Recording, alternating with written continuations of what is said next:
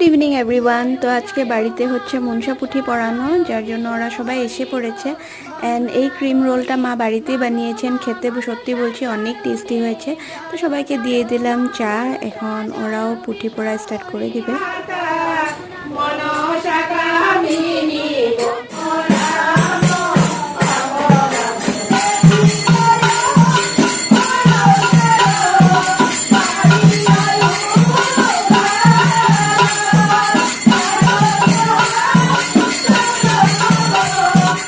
তো দেখলে খুব সুন্দরভাবে পুঁঠি পড়াও কমপ্লিট হয়ে গেছে। আমাদের রিভিউ খুব এনজয় করছিল।